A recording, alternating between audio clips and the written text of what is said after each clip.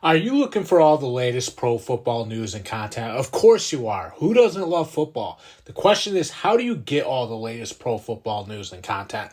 There's so many different pro football podcasts on the internet. Which one do you choose? Which one is the right fit for you?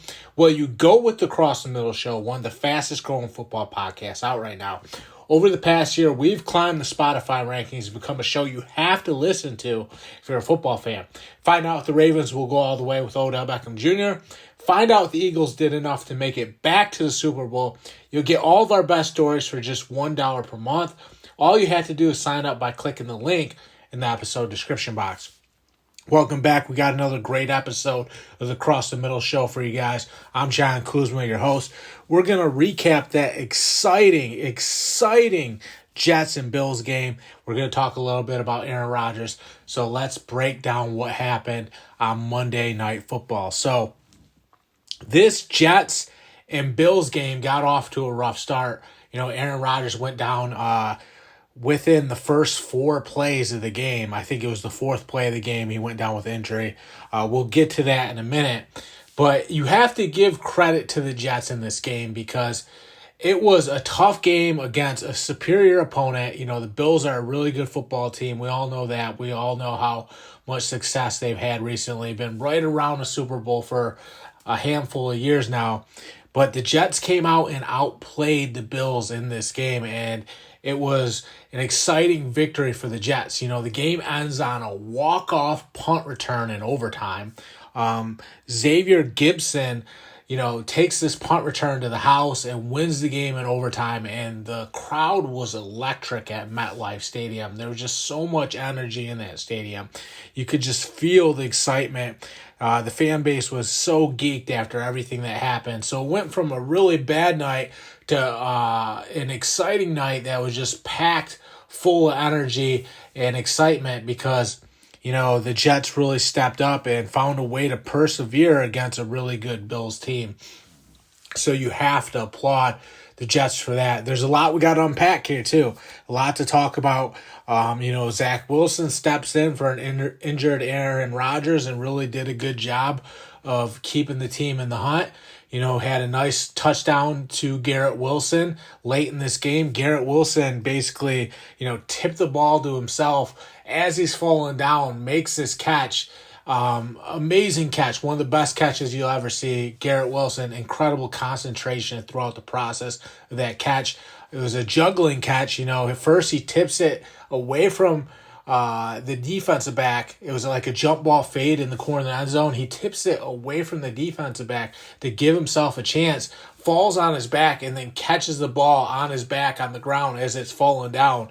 Amazing catch by Garrett Wilson. There's a bunch of other players that stepped up in this game too. Jordan Whitehead. I think we have to talk about Jordan Whitehead in this game. He intercepted Josh Allen 3 times in this game. Jordan Whitehead had 3 interceptions in this game. He was everywhere. He was breaking on every pass. Just seemed to have Josh Allen's number all night long in this game. Came up with so many big plays for the Jets defense. It was great. It was great work by Jordan Whitehead, and he gave this Jets team a chance to win this game because he just kept taking the ball away from the Bills. It was great work.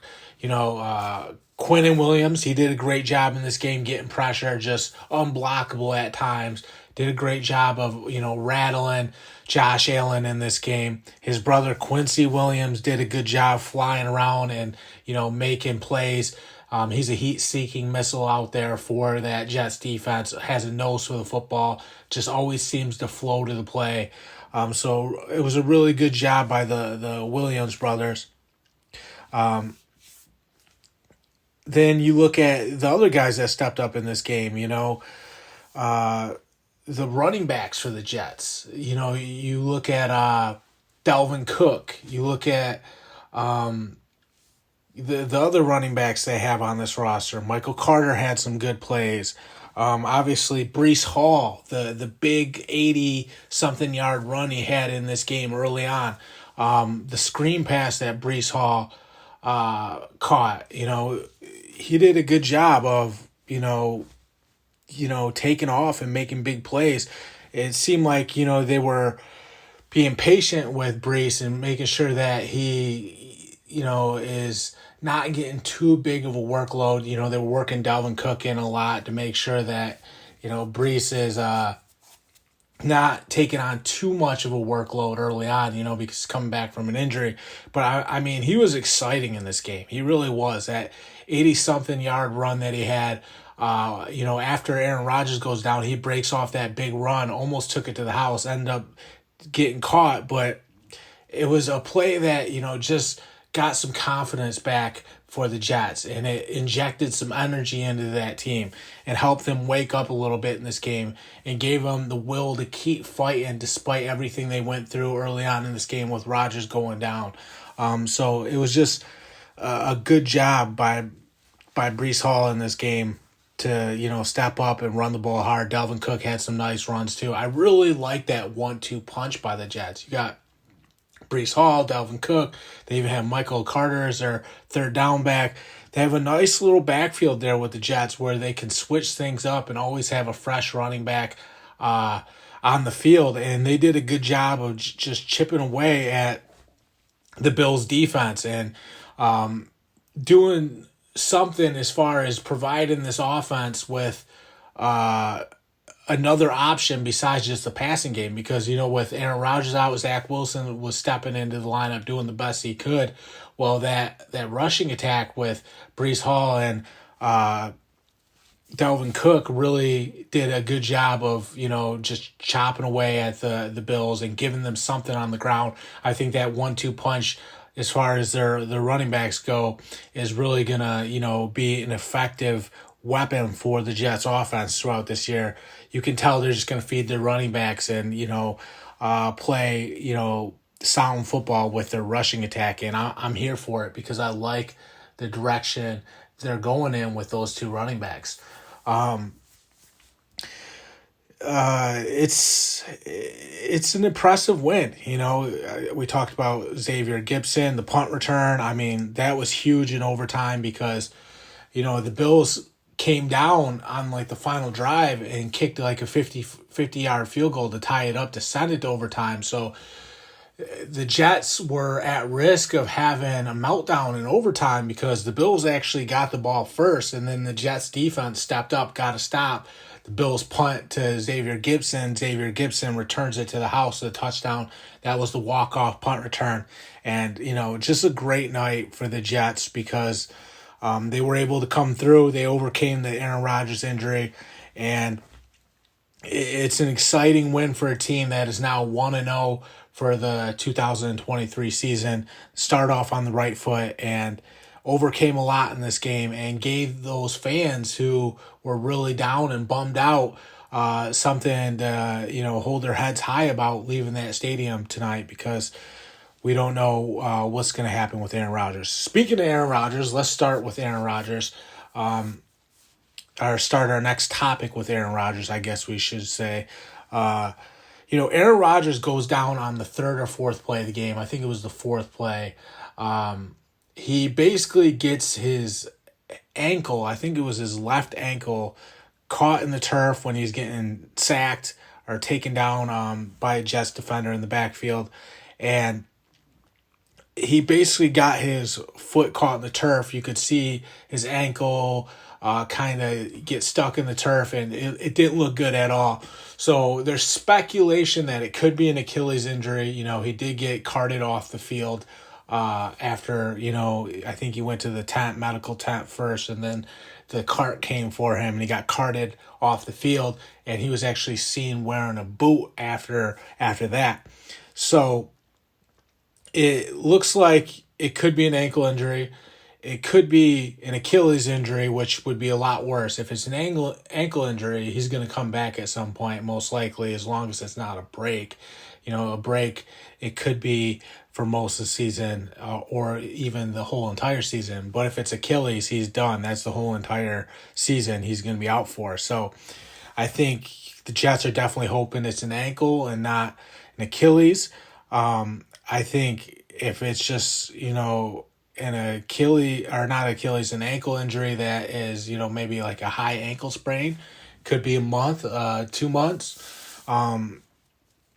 you never know. Really, that's what the Jets are hoping for. That would be the best case scenario if it's just an ankle, preferably not a high ankle sprain, maybe just an ankle sprain, because high ankle sprains can be pretty bad. But, on the scale here, the very worst case scenario would be Achilles, because that would be his whole entire season. High ankle sprain is probably next, or actually a break's probably the next worst thing that could happen, then a high ankle sprain. Hopefully it's just an ankle that is bruised and swelled up a little bit, turned his ankle, and maybe it'll be a month to 2 months tops, and it won't be the whole entire season for Aaron Rodgers, because there was so much excitement when he ran out with that with the American flag into the stadium. The energy, it would just, you could feel the energy pulsating in that stadium.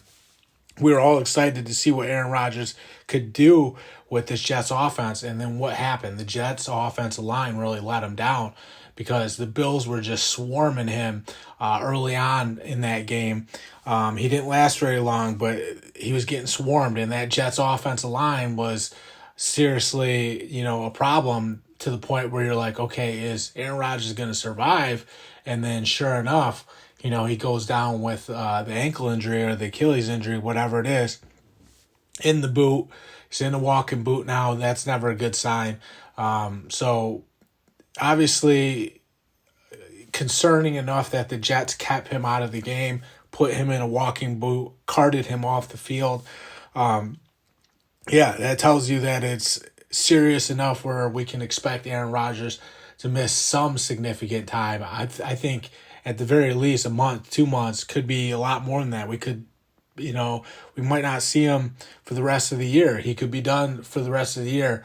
That's the situation as far as Aaron Rodgers goes. Just a tough break for this team, because, he went through training camp, was on Hard Knocks, was on the same page with all those guys, and they were starting to iron out all the wrinkles, and there was just so much to look forward to for the Jets offense with Aaron Rodgers, to the point where you just knew that they were going to do some good things, because he was doing a good job of throwing the ball down the field to his receivers, and it was all starting to come together. And then he doesn't even make it through 4 plays on offense and goes down with injury. It was weird too, because you see him, he's standing up after, he's got his hands on his hips, and it looks like they're about to go back to the huddle. Then he just falls down and leans back, and while he's sitting on the ground, and it was just weird how it all played out, because it looked like he was going to be able to get through it. Then he kind of realized, okay, this is more serious than I thought it was. So he laid down on the field. The trainers came out and got him. So just a tough night for Aaron Rodgers, a tough night for Jets fans who were hoping to see Aaron Rodgers. Not even just Jets fans. This was one of the biggest storylines in football. And, it all went up in smoke within, the first 4 offensive plays for the Jets. Nobody wanted to see that. So tough night for Aaron Rodgers. One other thing I want to talk about in this game is Josh Allen. Josh Allen was horrible in this game. I mean, he was so erratic, made such bad decisions. It just was not there for Josh Allen in this game. And it was not an impressive night for Josh Allen in any way, shape, or form. 3 interceptions to Jordan Whitehead, we talked about. He had a crucial fumble late in the game that cost his team the game. I think it was Clemens for the Jets that hit him and forced the fumble. Just, obviously on that play, the snap was bad. The snap was down on the ground, and he picked the snap up and tried to run, and then got hit by Clemens, and the ball came loose, and I think Quinnen Williams jumped on the loose fumble. But, on that play, just jump on the football and get on top of it and go to the next play. Instead, Josh Allen tries to scoop it up and run with it, and he doesn't have a good grip on the football, gets hit by Clemens, loses the football, Quinnen Williams jumps on it, and all the momentum in this game shifts. So, just not a good night for Josh Allen at all. On one play, he took off and ran, and instead of sliding, he jumped up in the air over a defender and fell down hard. Another play, he took off and ran and took a big shot. Just did not slide at all in this game. Did a horrible job of protecting himself. Had 4 turnovers. Played the game erratic and just didn't look like he was composed or poised or anything like that. It was more reckless football and just turning the ball over and trying to take deep shots down the field and overshooting his receivers right into Jordan Whitehead's hands. It was tough to watch because, you see this Bills team, and like we talked about earlier, they've been close to being Super Bowl champions for the past handful of years. They've been a team that's been on deep playoff runs for a while now, and it's tough to see this team kind of regress a little bit. They seem to be going backwards. You look at the loss to the Bengals in the playoffs at home. They get roughed up by the Bengals. They lose opening night tonight to the Jets.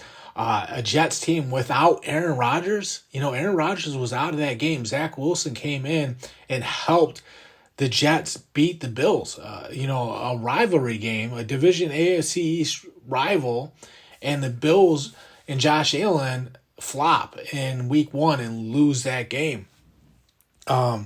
They've lost some players. Tremaine Edmonds isn't there anymore. There was some tension between Josh Allen and Stephon Diggs in that last game against the Bengals. Now, to be fair, in this game, it looked like Stephon Diggs was trying to pump Josh Allen up on the sidelines in this game and was talking to him, trying to keep his head in the game because he knew Josh Allen was struggling a little bit.